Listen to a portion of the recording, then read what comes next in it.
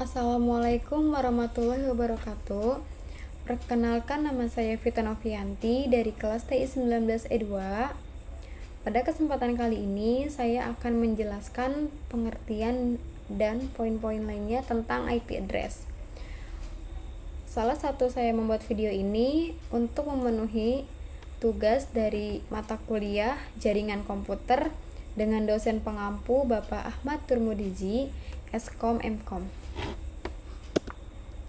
Di sini saya akan menjelaskan beberapa poin tentang IP address. Yang pertama ada pengertian, ada fungsi, jenis-jenis, cara kerja, cara melindungi, dan manfaat IP address itu sendiri. Yang pertama saya akan menjelaskan pengertian IP address. IP adalah singkatan dari Internet Protocol. Ada dua versi IP yang saat ini hidup berdampingan di dunia internet global, yaitu IP versi 4 dan IP versi 6. Jadi, apa itu IP address? IP address adalah sebuah identitas angka yang digunakan semua perangkat komputer agar saling berhubungan dalam jaringan internet. IP address juga sering disebut sebagai perangkat aturan yang mengatur kegiatan internet dan membantu memberikan fasilitas menyelesaikan tindakan internet. Selanjutnya saya akan menjelaskan apa itu fungsi dari IP address. Fungsi IP address di sini terbagi menjadi dua. Yang pertama, IP address sebagai identitas alamat perangkat digunakan sebagai identitas alamat setiap perangkat jaringan yang akan melakukan komunikasi antar perangkat. Fungsi ini sangat berguna bagi perangkat komputer dalam hal mengakses internet. Jika pengguna ingin mengetahui alamat perangkat yang digunakan, pengguna bisa melihatnya di pengaturan jaringan atau menuliskan "what my IP" di web browser. Yang kedua, IP address sebagai alat identifikasi interface atau host. Perangkat komputer yang digunakan dalam sebuah jaringan disebut sebagai host. Penggunaan IP address harus berbeda pada setiap host atau perangkat. Nah, karena hal ini adalah yang membuat IP address setiap perangkat yang terhubung pada jaringan komputer akan memiliki sifat yang unik dan berbeda satu sama lainnya. Selanjutnya ada jenis-jenis IP address. Jenis-jenis IP address di sini dibagi atau dikelompokkan berdasarkan 3 alasan utama, yaitu seberapa luas cakupan penggunanya, cara konfigurasi pengguna dapat mendapatkan IP address, dan yang terakhir berdasarkan jumlah daya tampung perangkat komputer pada jaringan komputer. Yang pertama dikelompokkan berdasarkan alasan seberapa luas penggunaan IP address.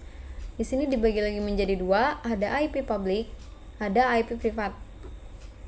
IP public sesuai dengan pernyataan di atas bahwa penggunaan IP public memiliki luas cakupan yang lebih dari IP privat.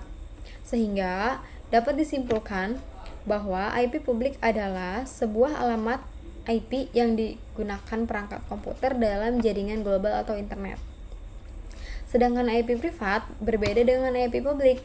IP privat memiliki cakupan yang lebih kecil dibanding IP publik. IP jenis ini tidak dapat digunakan untuk mengakses internet. Yang kedua, dari cara memperolehnya. Dibagi lagi menjadi dua bagian. Yang pertama ada IP dynamic dan IP statis. IP dynamic adalah sebuah IP yang selalu berubah-ubah dari waktu ke waktu. Penggunaan IP address yang berubah-ubah ini disebabkan karena persediaan IP yang semakin lama semakin sedikit. Jadi, perubahan IP yang berubah tersebut sebenarnya karena penggunaan IP secara bergantian, dan yang bertanggung jawab dalam hal ini adalah provider internet atau yang biasa disebut dengan ISP. IP statis berbeda dengan IP dynamic. IP statis ini adalah IP yang tidak akan berubah. Jadi, IP statis ini digunakan oleh sebuah server atau perangkat yang lebih penting. Pemberian IP ini, jika ingin mendapatkannya, maka wajib untuk membayar kepada provider internet atau ISP. Untuk berdasarkan jumlah daya tampung, IP ini ada dua macam. Yang pertama ada IPv4 atau juga biasa disebut IP versi 4 yang digunakan untuk mengidentifikasi perangkat jaringan dalam sebuah sistem pengalamatan. Dan yang kedua ada IP versi 6, bisa disebut dengan IPv6. IPv6 ini berbeda dari yang IPv4 tadi. Jika yang IPv4 tadi terdiri dari 4 oktet dan yang setiap oktetnya dapat menampung 225 buah alamat. Sedangkan yang IPv6 terdiri dari 8 kelompok angka dan setiap hurufnya dikelompokkan sebagai yang dipisahkan dengan titik 2. Karena banyaknya perpaduan angka dan huruf tadi membuat IPv6 dapat menampung. Selanjutnya ada cara kerja IP address. Cara kerja IP address memungkinkan komputer untuk mengirim dan menerima data melalui internet. Sebagian besar IP address berbentuk numerik. Meski kemudian berkembang seperti yang terjadi pada IP address versi 6, IP address dapat terjamin keunikannya karena berbeda tiap komputer atau penggunaannya. Pembuatan nomor-nomor inilah yang lantas memungkinkan router untuk mengidentifikasi kemana mereka akan mengirim informasi di internet.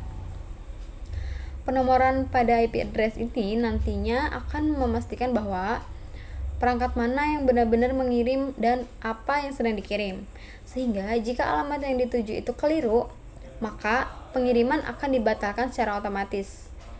Jika merujuk pada oktet IP address, maka nantinya di sanalah sebuah identifikasi berjalan. Beberapa angka oktet dapat berkedudukan sebagai identifikasi jaringan dan kemudian jumlah oktet akan membagi kelas jaringan.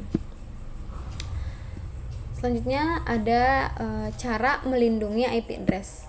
Kenapa sih harus dilindungi? Nah, menyembunyikan IP address adalah cara yang paling tepat untuk melindungi informasi pribadi atau identitas seseorang dari internet. Nah, caranya ada dua. Yang pertama ada menggunakan proxy server. Yang kedua ada menggunakan virtual private network yang biasa disebut VPN. Penggunaan proxy server akan membuat server situs yang dikunjungi hanya akan terpaku pada alamat server proxy tadi. Namun, beberapa server proxy dapat berpotensi untuk menjadi mata-mata bagi IP address pengguna dengan menyisipkan iklan atau beberapa hal lainnya di sana.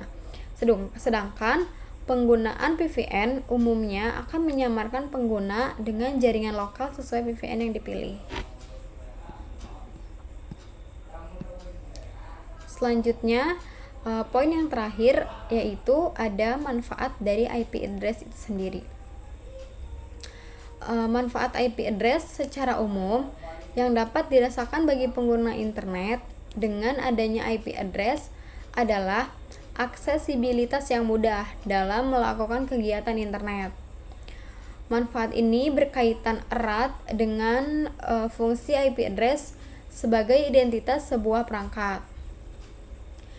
Jika dianalogikan sebuah perangkat sebagai manusia dan sebuah IP address sebagai sebuah nama, jadi mereka bereratan satu sama lain. Tentu hal ini akan mempermudah komunikasi antar manusia tersebut. Jadi, manfaat utama dari penggunaan IP address ini adalah yang pertama, dapat melakukan komunikasi data. Yang kedua, dapat mengakses informasi. Dan manfaat yang terakhir, dapat melakukan kegiatan-kegiatan lain yang berhubungan dengan internet.